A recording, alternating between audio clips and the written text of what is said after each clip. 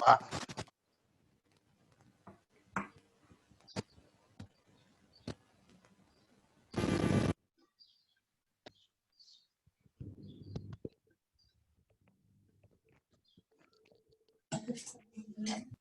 Tudo bem.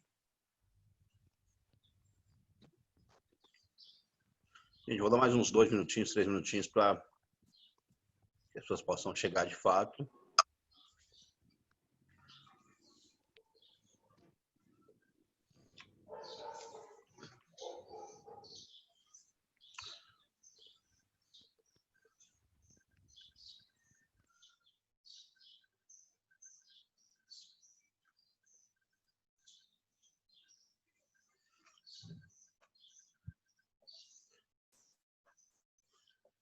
Gente, qual é que é a situação aqui que eu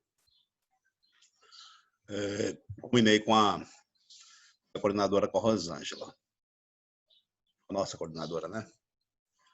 De que eu faria isso aqui dentro de uma primeira perspectiva, pegar alguns materiais que eu tenho preparado, em especial em função do caderno da manhã. Então, isso não tem nenhum prejuízo para o pessoal da noite, porque vai até umas coisas a mais. Então, mediante o caderno da manhã, que se coloca o caderno 1 lá atrás, lá em março, eu estou achando, eu quero ouvir de vocês também, o que vocês pensam dessa possibilidade, dessa estratégia que eu estou ponderando aqui, que é caderno 1, fazer algumas questões relativas ao conteúdo ou aos conteúdos que apareciam no caderno 1.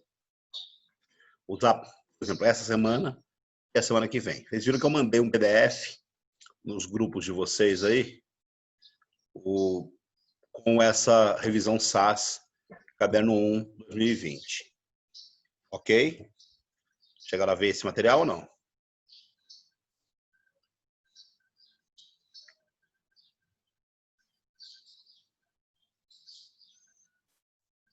Sim, sim. Na verdade, quase 90 questões. Acho 84 questões, eu acho. Alguma coisa assim. Mas é uma batelada gigantesca de questões. Lá no final dele tem o gabarito, então, umas coisas mais focadas aqui na nossa área.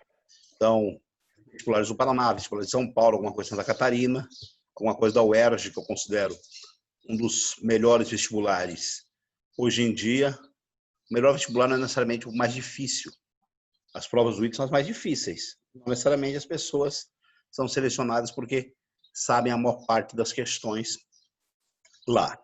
E eu queria saber de vocês se vocês consideram essa uma boa estratégia ou se vocês têm uma outra opinião de estratégia para a gente fazer nessas aulas aqui que a gente vai fazer às terças-feiras, às 16h.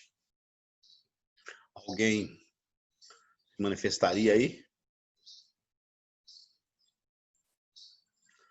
Gabriela Felício acha que é interessante isso.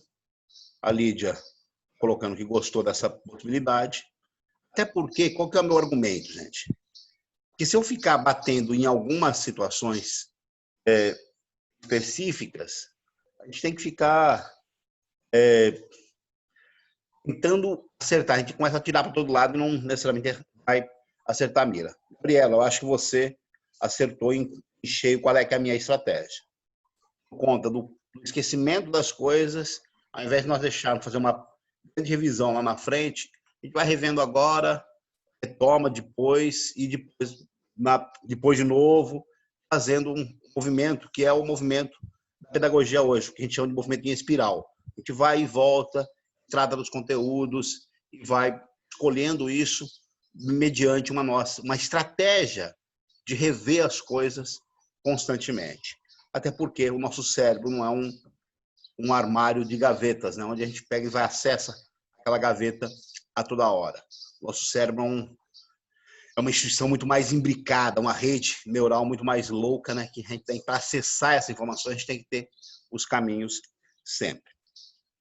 Queria saber agora de vocês se alguém chegou a ver alguma daquelas questões lá e achou interessante fazer alguma ou algumas daquelas questões. Me perguntaram, eu falei, ó, eu posso escolher qualquer uma delas, mas assim, se me mandarem antecipadamente ainda, antecipadamente pode ser 5 minutos antes da aula, ó, dá para fazer a 23 hoje, dá para fazer a 14, dá para fazer, então fica aí na estratégia de vocês. Vou começar a compartilhar a tela daquele PDF que está aqui na nossa área. Então, só para eu verificar aqui. São 90 questões. A imensa maioria delas, questões atuais. Aí, a resolução comentada das questões pelo SuperPro, que é o programa que está embarcado aqui no material do SAS.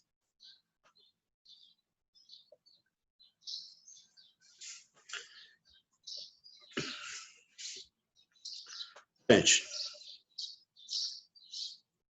poderíamos, só para começar a nossa brincadeira, que vocês veem a tela compartilhada, a revisão de atomística química geral aí ou não?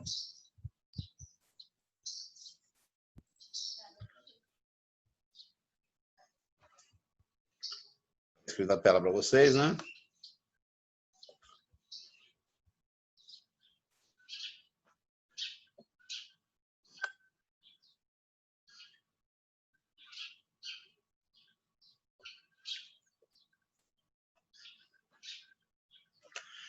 Olha, vou pegar uma questão do Enem aqui, porque certamente os conteúdos não são mais esses conteúdos de vai achando que vem tudo separado. Então, aqui, a fluidez da membrana celular é caracterizada pela capacidade das moléculas, componentes dessa estrutura, capacidade de movimento. Os seres vivos mantêm essa propriedade de duas formas: controlando a temperatura ou alterando a composição lipídica da membrana. Neste último aspecto, o tamanho, o grau de insaturação das caudas hidrocarbônicas dos fosfolipídios, conforme representado na figura, influenciam significativamente a fluidez. Isso porque quanto maior for a magnitude das interações entre os fosfolipídios, menor será a fluidez. Então, quando maior a interação, o que significa isso, gente? Cadeias grandonas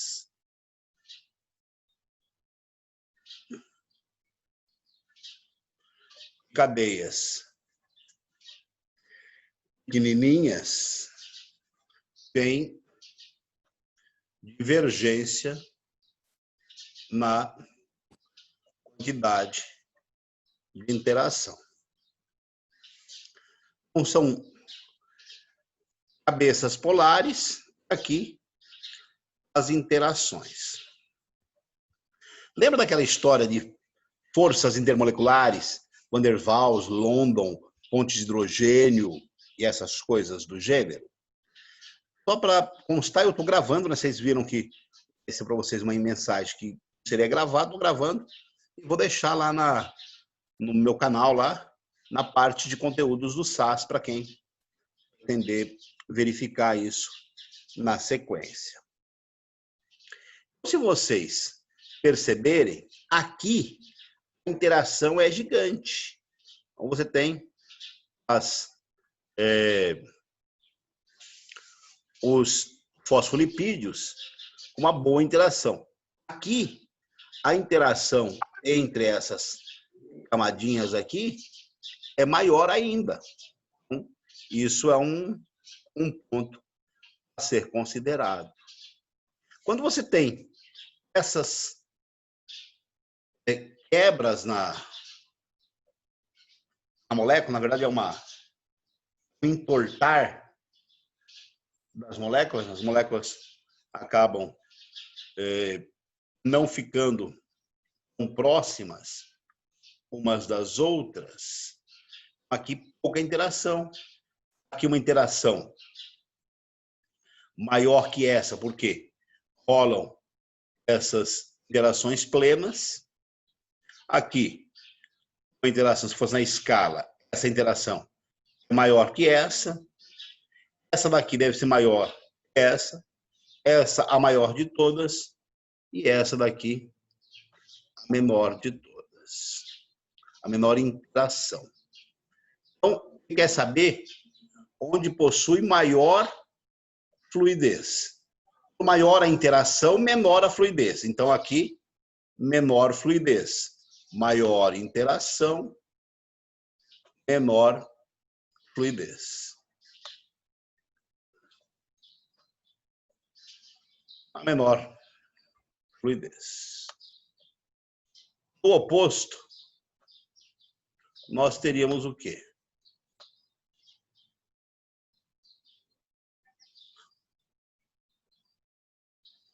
Onde tem a menor interação, teria maior fluidez. Eu mandaria aqui para a questão de número 2, para a camada de número 2, a maior fluidez devido à menor interação entre as moléculas. Justo?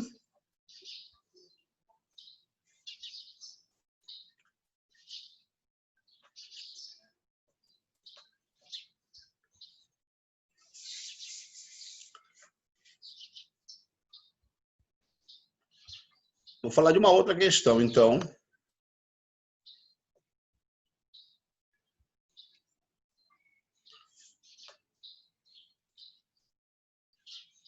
Eu achei uma questão interessante aqui, que é essa questão 2.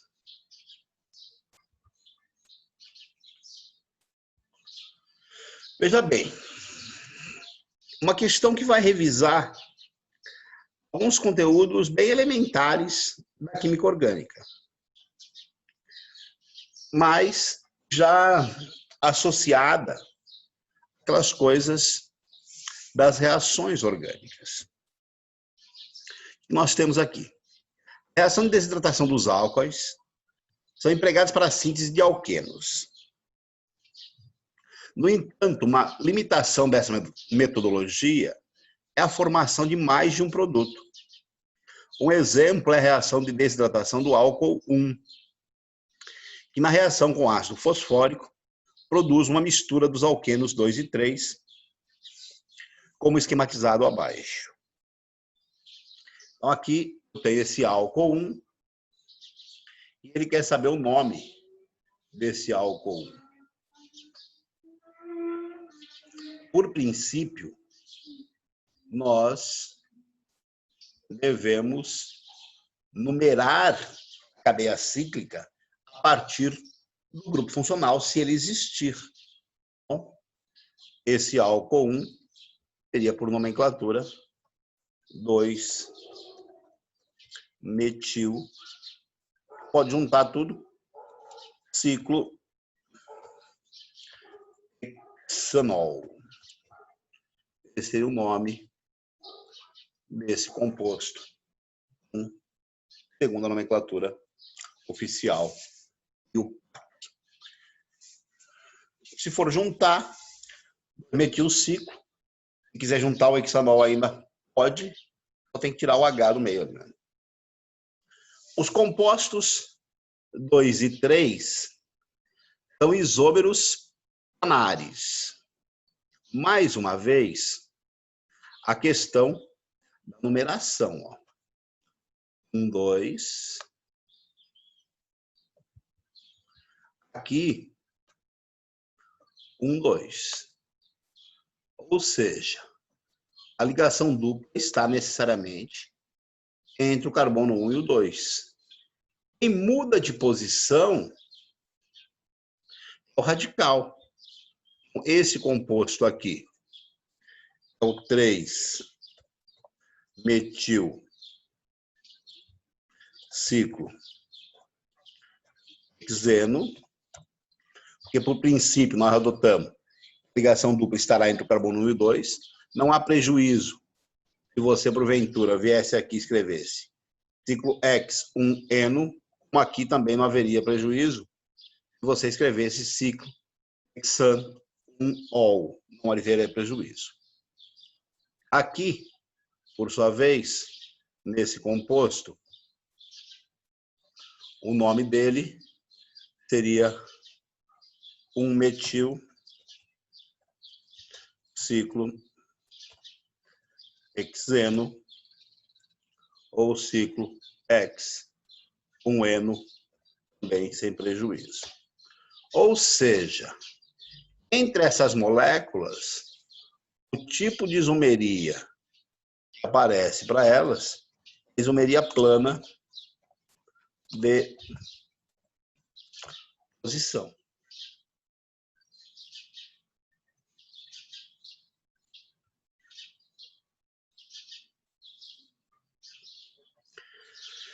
Continuando. Veja bem, o exercício da Federal do Paraná 2020, parte aberta, né? Então, segunda fase. É isso. Os produtos 2 e 3 não são formados na mesma proporção durante a reação. Qual desses produtos é produzido em maior quantidade durante a reação? Vou dizer o seguinte, ó. O que é que foi a reação que aconteceu aqui? Aqui tinha um H, aqui tinha um H,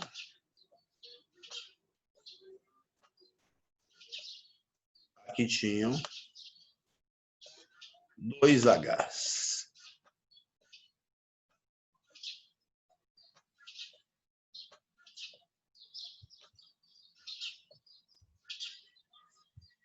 Vou dizer assim, se você está selecionando o aluno para curso de química, para virar professor de química, licenciatura em química, acertar essa daqui, já tá bom. Selecionar para odonto, pô, tem que saber isomeria. Selecionar para medicina, tem que saber isso, isso e isso. Porque é a forma de você fazer uma boa prova. Você tem diferentes graus uma mesma situação. Qual é que é a situação que vai por trás dessa reação aqui? Vai sair o OH e vai sair um H. Quando o H sai daqui, ó, sai o OH daqui, o H daqui forma essa. Quando sai OH daqui e um dos Hs desse carbono aqui, forma-se essa. Aí tinha uma regrinha lá na nomenclatura, na química orgânica, que é a seguinte: o H tende a sair do carbono com menos hidrogênio. O H tende a entrar no carbono com mais hidrogênio, tende a sair do carbono com menos hidrogênio. Então, este H aqui é o mais suscetível a sofrer uma reação. O mais suscetível a sofrer uma reação. É ali a coisa mais suscetível. Quem tende a sofrer a reação com mais incidência, o H no lado do carbono que tem menos hidrogênio. Ou seja, isso daqui é produzido em maior quantidade. O produto 2 e 3 são formados, qual desses é produzido em maior quantidade? O produto 2. Por quê? Porque o carbono ligado ao grupo metil é um carbono menos hidrogenado que o carbono, ou quando você numera a cadeia aqui, ó, vai ficar 3, 4, 5 e 6. É mais interessante escrever o seguinte, porque o carbono 2 do álcool é um carbono com menos hidrogênios que o carbono 6. E há uma preferência, há uma maior incidência na reação que retira o hidrogênio do carbono menos hidrogenado do que aquela que retira o hidrogênio do carbono mais hidrogenado. Então, essa seria a situação, um segundo exercício aqui, tratando da química orgânica. Posso apagar aqui, pessoal?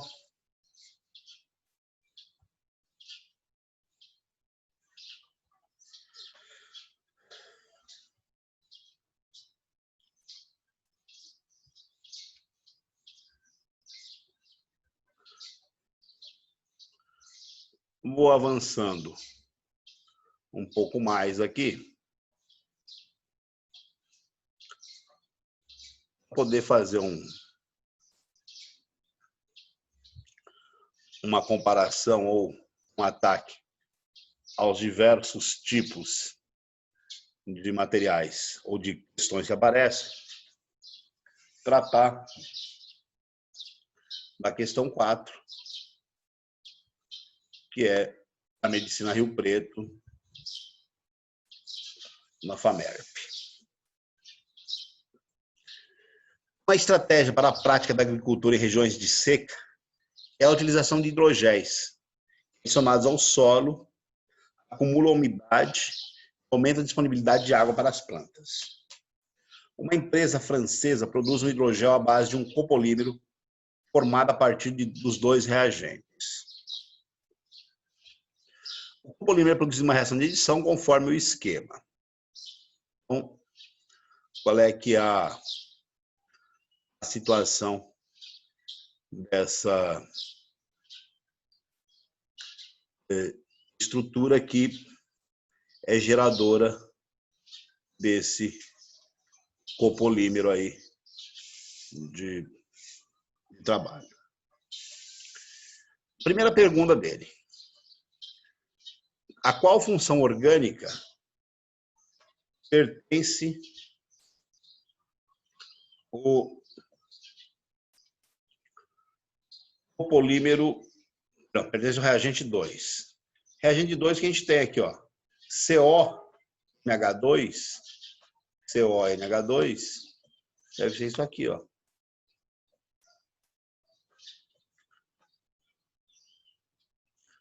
Função química que está aqui é a função amida. Então, função amida.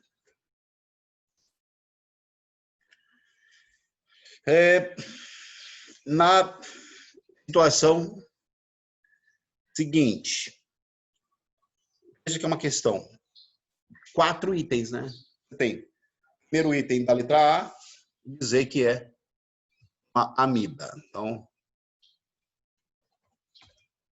lá e fiquei. Aí, ele pede o seguinte para vocês: qual a forma estrutural da substância que, por reação com uma base apropriada, produz o reagente 1? O reagente 1, que nós chamamos de sal orgânico. Tem um carboxilato mais o cátion potássio. Quem deve produzir esse sal orgânico?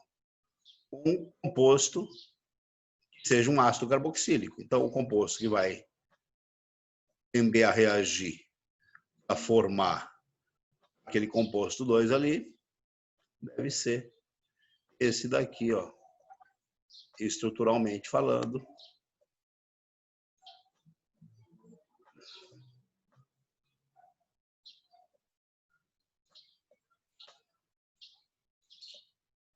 Ele perdendo o H+, sendo substituído o H+ por um potássio mais, você tem o gerador daquele sal ali. Na sequência, escreva a fórmula estrutural do copolímero formado pela reação entre os reagentes 1 e 2 e o porquê da sua grande capacidade de absorver água. Gente, a representação simbólica é muito importante na química. Esse caboclo aqui é o R1. Esse caboclo aqui é o R2. A ligação dupla se desfaz, fica essa parte vinda do primeiro reagente, essa outra parte vinda do segundo reagente. Isso daqui interage com a água por interação do tipo íon dipolo. Então, vocês devem estar registrando essas coisas aí. A interação desse terminal R1, desse grupamento carboxilato de potássio, ou mesmo o carboxilato, ele interage com a água por interação do tipo íon dipolo, e o grupamento amídico interage com a água por ligações de hidrogênio ou pontes de hidrogênio, que justificam a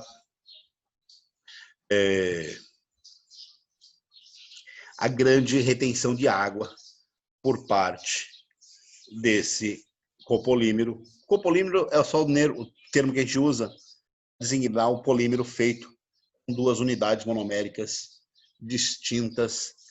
E aí, essa indicação. Ok, senhoritas e senhores?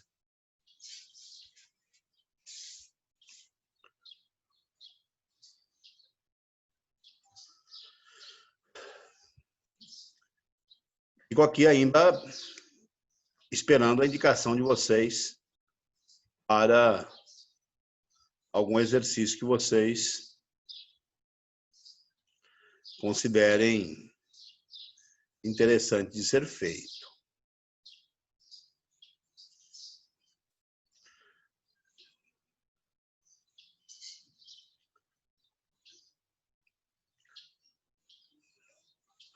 Para poder falar de mais temas, vou pegar aqui essa questão 7 do SPSEC 2020, também aqui nessa mesma toada. O que a gente tem? Considerando a distribuição eletrônica do átomo de bismuto no seu estado fundamental, pode-se afirmar que seu subnível mais energético e o período que se encontra na tabela periódica são, respectivamente. Gente, aqui é escrever o diagrama de energia, né? Bom, vou ter a pachorra de escrever aqui 1S2, 2S2, 2P6, 3S2, 3P6, 4S2, 3D10,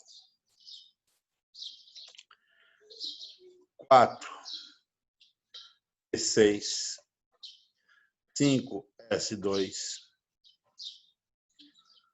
4D10, 5P6, 6S2.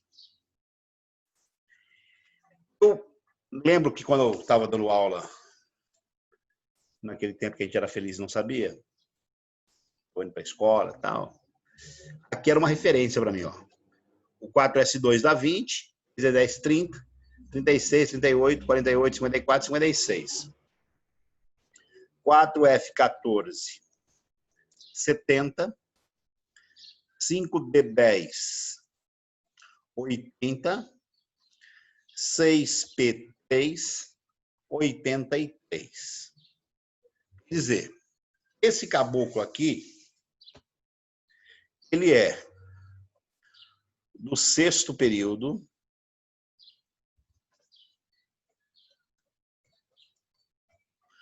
Por que ele é do 6º período? Porque ele tem 6 níveis energéticos. O seu maior N é 6.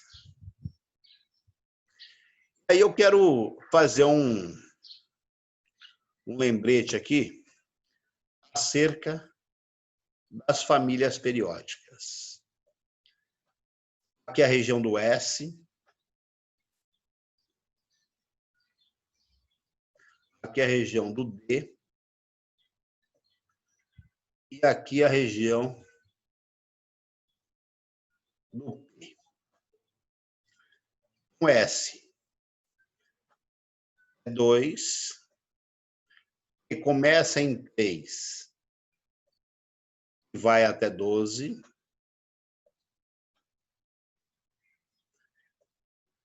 D, né? Começa em 3 e vai até 12. E começa em 13 e vai até 18.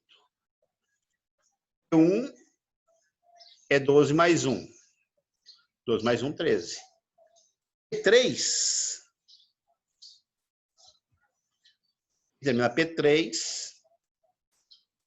é 12 mais 3. Então, o que a gente vai falar aqui, que é da família 15 ou 5A. Só que foi mais fácil. Não precisou nem falar da família do cara aqui. Vou até escrever só para vocês lembrarem.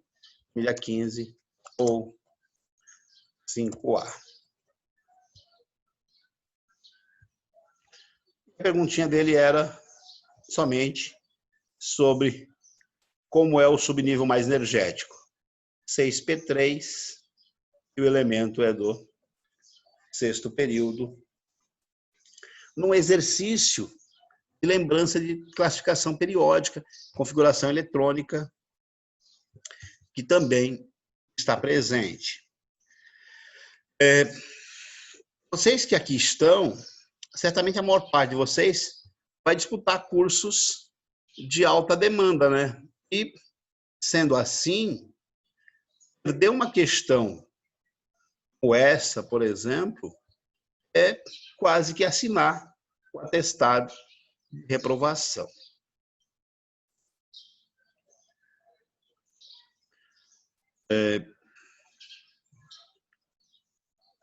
Só mais um lembretezinho aqui, ó. Nosso tempo indo. Tem a questão de número 9 da UERJ. Um tipo de ligação interatômica que os elétrons das camadas mais externas transitam entre átomos da rede cristalina. Por essa ligação, essa característica, perdão, a ligação é comparada a um mar de elétrons.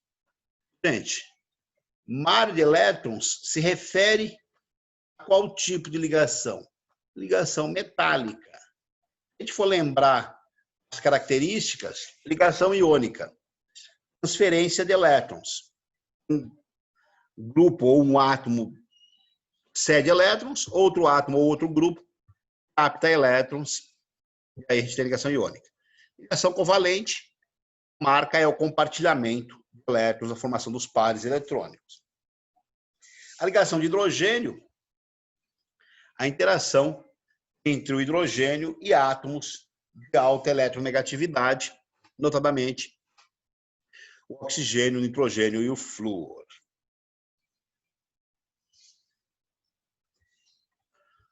Dando sequência. O pessoal está muito rápido, muito devagar, enrolando demais. O que vocês me dizem? Ok? Sabe que quem não fala, ela consente, né? Então, tá ok, acreditando em quem me respondeu aqui.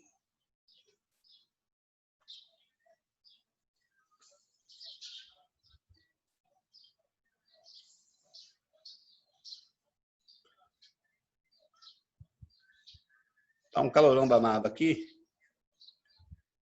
É uma questão falando do uísque.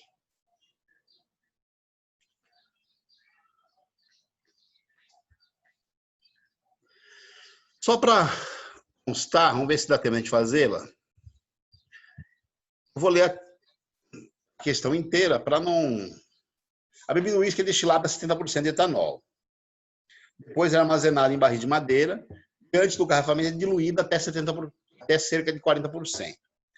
Sabe que o gosto e o aroma da bebida são acentuados na diluição, o que parece contraditório, uma vez que os compostos passam a estar em menor concentração. Um dos compostos que fornece o aroma à bebida é o guaiacol, cuja estrutura é mostrada na figura a seguir, que está presente em baixa concentração, 4 miligramas por litro. O guaiacol possui caráter anfipático. Esse caráter anfipático é a possibilidade de se associar a regiões hidrofílicas e regiões lipofílicas ou hidrofóbicas. Hidrofílicas são polares, hidrofóbicas são apolares. Gostam da água, odeiam a água, tanto no etanol quanto na água. A interação intermolecular predominante é por ligação de hidrogênio, porém o guaiacol possui maior afinidade por etanol. Estudos demonstraram que em condições em que a mistura etanol-água está acima de 59%, as moléculas de guaiacol ficam distribuídas no interior do líquido, cercadas por moléculas de etanol. Em misturas de etanol-água até 45%, as moléculas de guaiacol migram para a superfície, onde a região hidrofílica do guaiacol faz ligações de hidrogênio com moléculas da água, e a região hidrofóbica fica voltada para o ar. Como a bebida é ingerida pela superfície, esta é a razão de sentir o gosto e o aroma mais acentuados. Confesso que veio o gosto e o aroma um bom uísque aqui na minha boca enquanto eu fazia a leitura dessa questão. Um Bucanas, por exemplo. Os itens.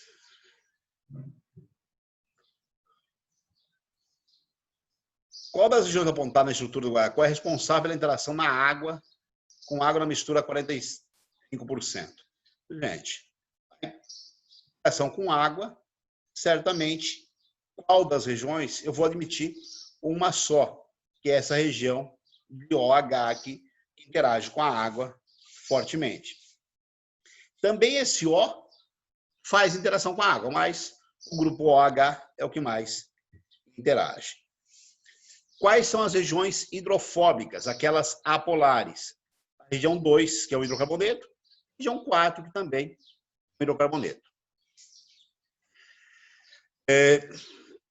Além da interação por ligação de hidrogênio, qual é o outro tipo de ligação intermolecular que ocorre entre etanol e guaiacol que explica a maior afinidade entre essas duas moléculas? Então, acontece também a interação de Van der Waals, ou a dispersão de London, que é a interação de polo induzido entre a região apolar do guaiacol, e a região apolar que existe na molécula do etanol ou do álcool, que também tem uma região apolar destacada. Pessoal, infelizmente vai cair a nossa conexão. Nós vamos ficando por aqui.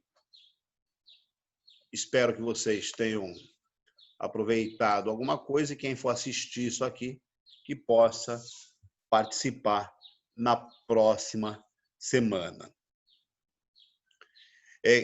Que nome recebe esse outro tipo específico de interação intermolecular? Interação de dipolo induzido ou dispersão de London seria o nome para essa interação.